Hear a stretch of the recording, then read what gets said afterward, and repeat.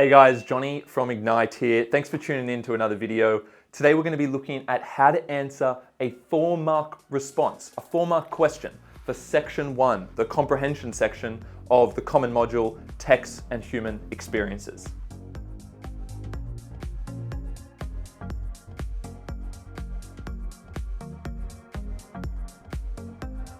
Okay, so the first thing to note is that when I'm taking you through this 4-mark response, I'm going to be doing it in relation to a poem. I'm going to be doing it in relation to one text, in this case a poem. You could get a 4-mark question on a visual text, on a fiction extract.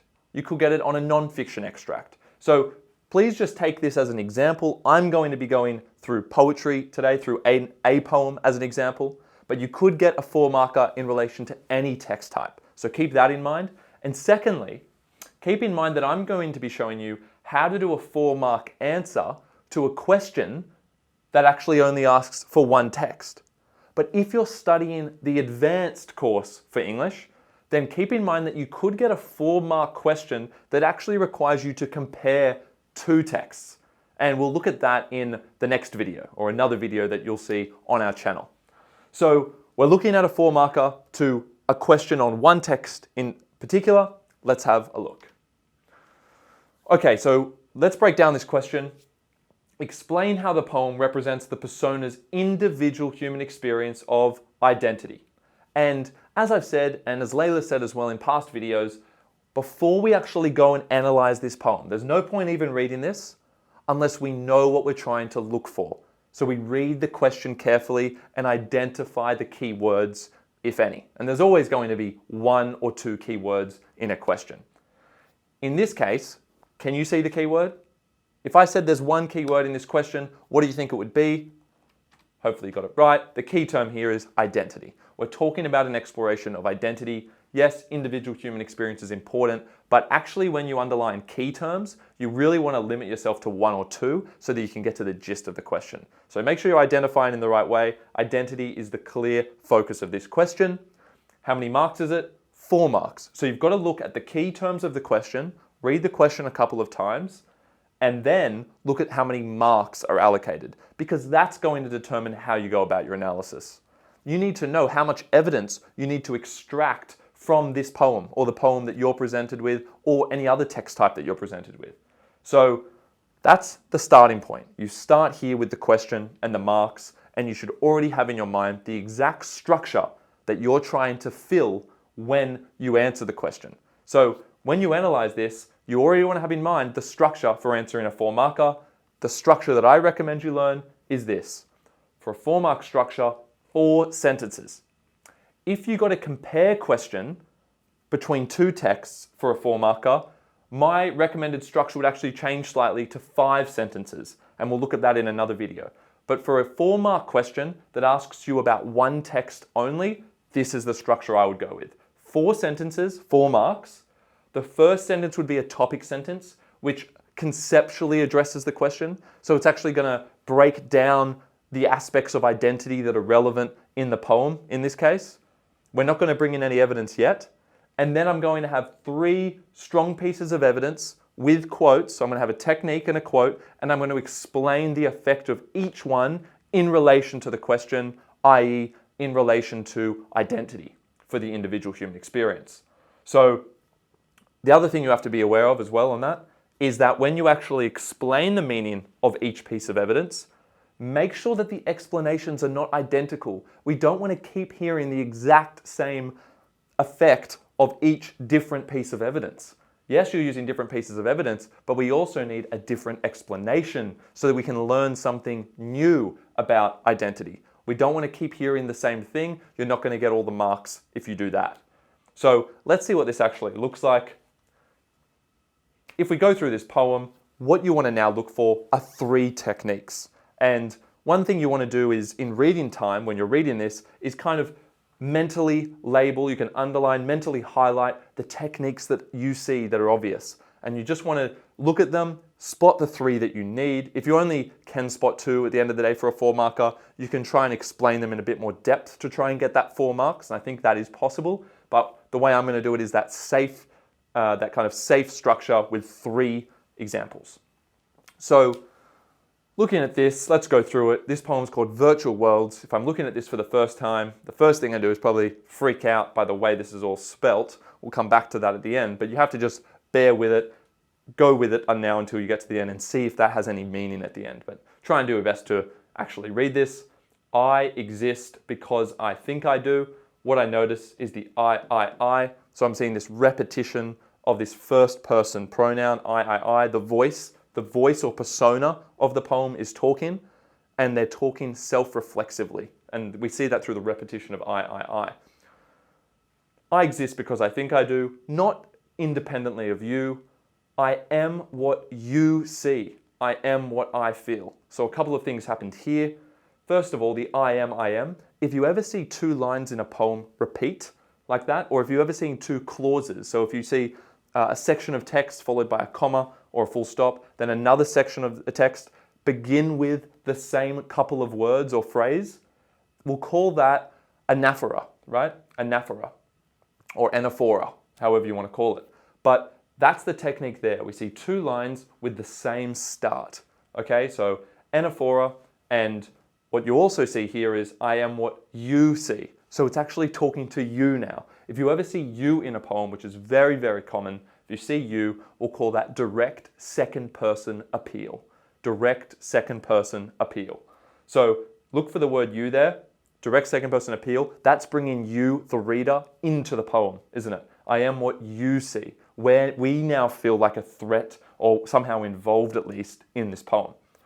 I am what you see. I am what I feel. This much is true in the world that is real, okay?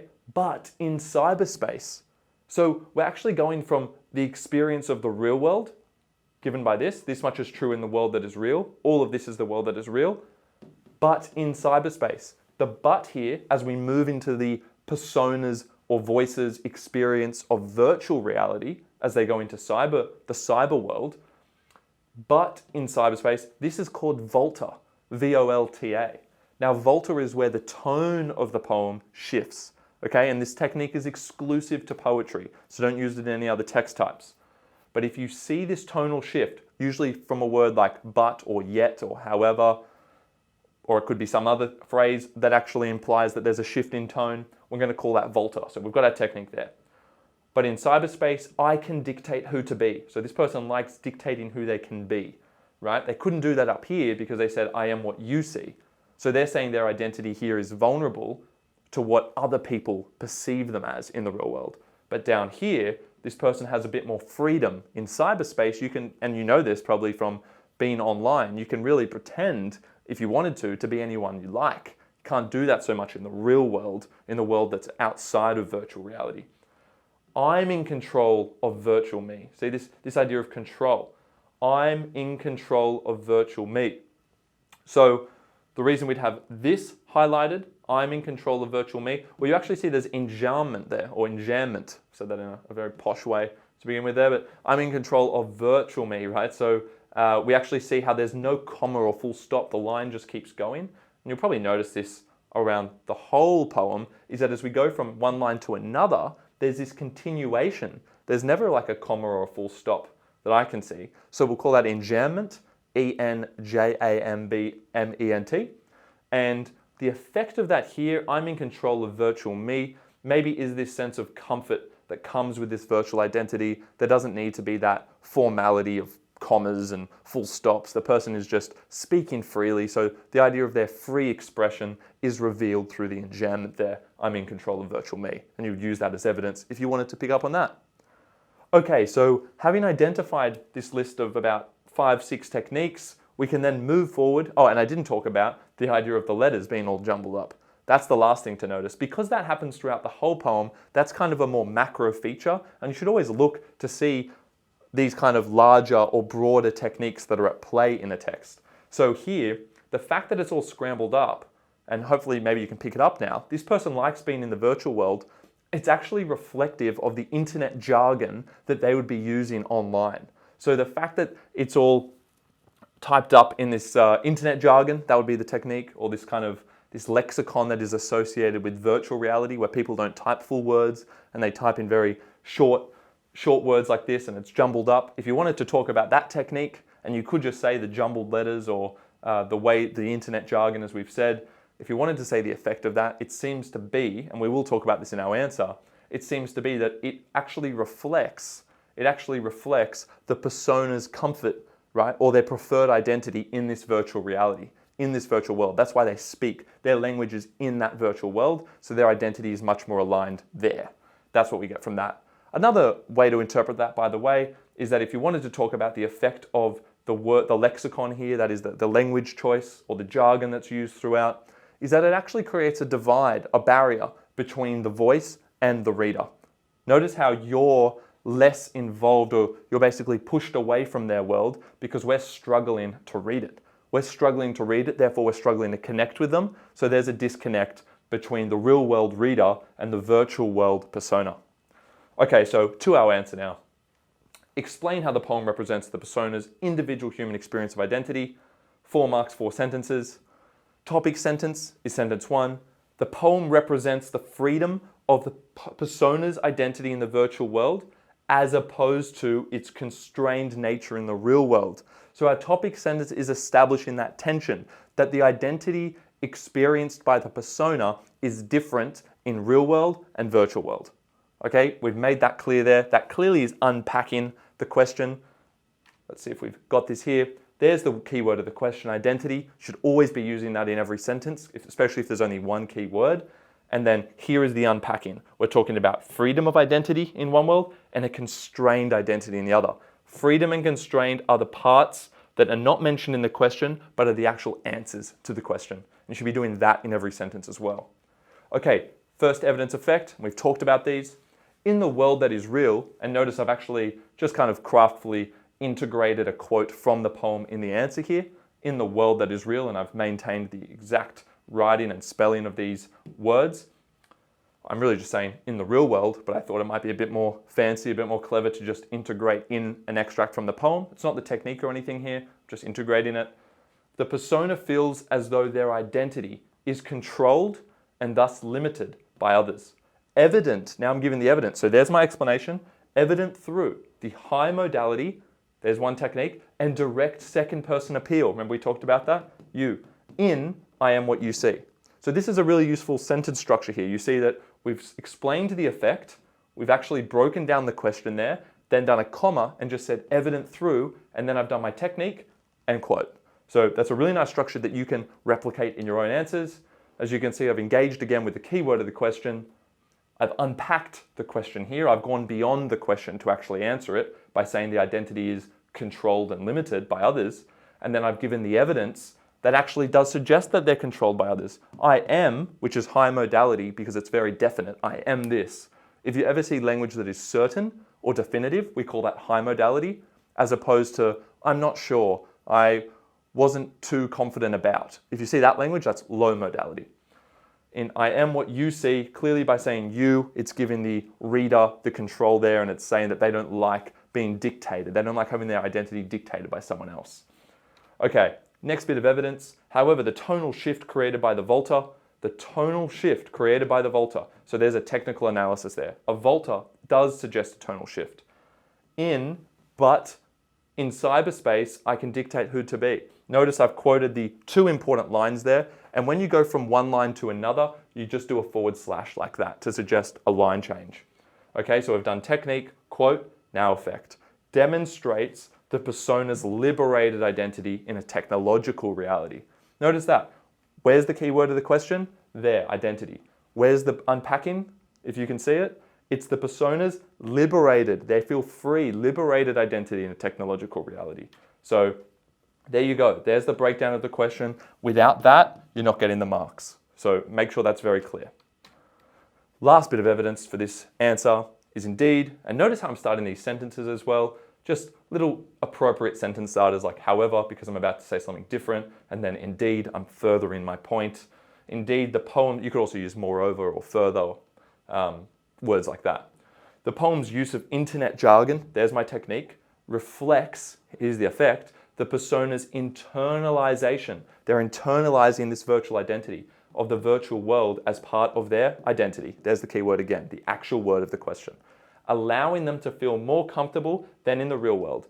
Now, I didn't have a quote there. You probably could integrate a quote, but I think because this internet jargon point is so broad, it really encompasses the entire poem. You don't have to, especially because we've already done 2 quotes here, but it probably would be a good idea to have it in some way, like just kind of like how I've integrated a quote there, could integrate one in there to show it. And but we will see that internet jargon as the technique. There's the keyword of the question, and there's the important breakdown. There are the marks right there. Internalization of the virtual world, because they're more comfortable. They're more comfortable with that identity. So there's all my insights, my additional insights of these 3 unique pieces of evidence. That's how you can get 4 marks, guaranteed for a 4-mark question. It's not to say that if you only analyze 2 techniques that you can't get 4 marks. I think that if you really go in depth with them, have quotes, give a bit of an additional explanation, you can do it. But this is the structure I would recommend, having the topic sentence, don't forget, followed by these 3 pieces of evidence effects. Okay guys, I hope you enjoyed that. I know that was very comprehensive, but hopefully that does make you feel a lot more confident dealing with any kind of poem now. There's a lot of techniques that we went over. If you did like that, please like and subscribe to our channel. We're going to try and keep getting lots of content out for you for preparation with exams and the HSC in general. And we'll see you in the next video.